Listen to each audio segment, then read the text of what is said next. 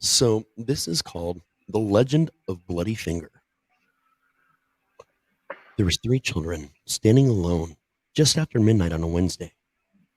Before them stood the house of their nightmares. Now every house on there's a house like this in every neighborhood. That one house that you walk a little bit farther past, that you dare your friends to go up on the porch of, or maybe dare them to go knock on the door for Halloween for some candy.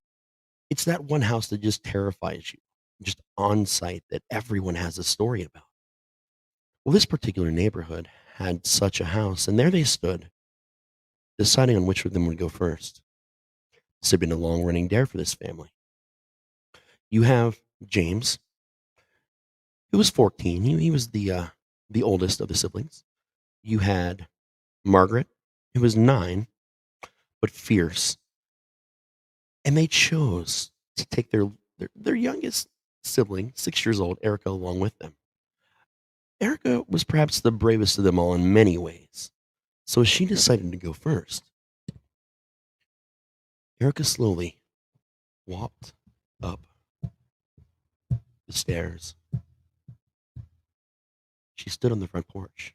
She glanced over her shoulder back to her brother and sister, and they gestured for her to go further.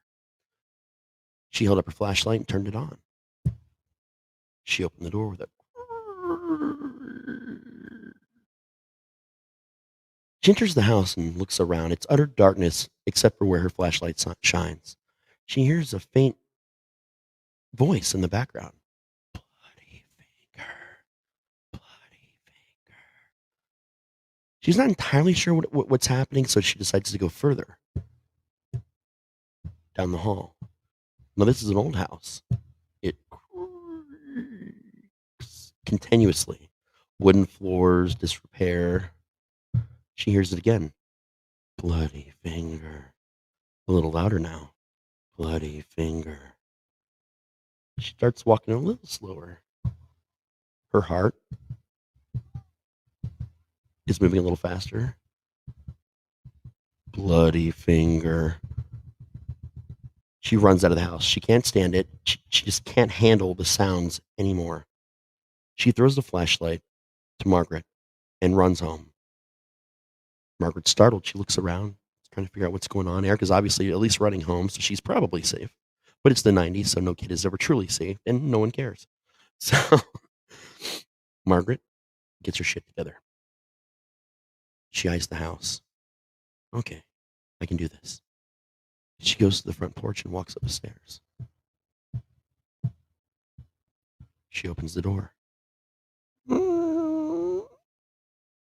She walks inside to the old, destroyed wooden floors, and she hears that faint sound. Bloody finger. Okay, this must be what Eric was afraid of. So she decides to move a little bit faster. Maybe if she goes faster, she'll get farther down the hall and she could say she did it. So she's going a little faster. Bloody finger. It's getting louder a little quicker. Bloody finger. Then she dead stops. Bloody finger. The whole house falls silent.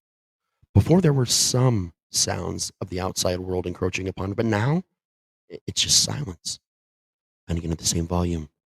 Bloody finger. She leaves. She starts running. Her heart is going insane. She feels like she's going to have a heart attack. She doesn't even know what a heart attack is, but she's pretty sure she's probably having one.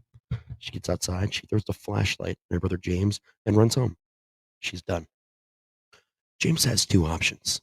He can just lie and say he did it. That's what big brothers do. Or he can challenge himself. He thinks about it for probably longer than he should have. Not doing it all sounds like a fantastic idea, but what if they asked him some detail that he could have only figured out from going into the house? And then they would know that he'd lied about it. So he sighs and he eyes that house, a house of his nightmares. Grips the flashlight a little stronger and he walks up to the front porch, up the stairs, opens the door with a and he starts walking inside. Not going too slow, not too fast, just a chill pace. He knows something is going to happen, obviously. His sisters couldn't handle it, but you know what? He's 13. He can do this. Bloody finger. Okay. There's the voice. Not too bad. Bloody finger. That voice is getting louder and a little closer. Bloody finger. He's almost to the point that Margaret was at before she freaked out.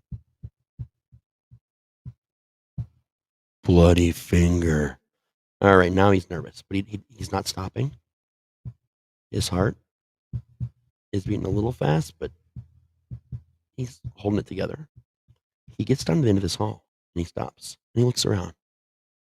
There's 4 doors. It's odd that a hallway would split open into something like this, but whatever. It's an old house. He looks around and he hears bloody finger. It's louder and more aggressive now, and he knows what door it's coming from. As soon as he looks to the left, that's it. That's the fucking door. His heart is going a lot faster now. He's definitely in full on panic mode at this point in time, and he wants to run, but the side of the door has got him like anchored in place. The door creaks open and slowly opens. Behind that door is a grisly sight. A ghost, a specter, if you will. Covered, its hand only, in a strange, glowy, silvery substance and just kind of dripping all over the floor. The specter looks at him. It's a man probably in his 40s, dressed in everyday normal clothes, which was kind of surprising. He kind of expected to see something from like the colonial period, because that's, how a lot of ghosts suddenly seem to appear, even if they didn't die in that time frame. He makes eye contact.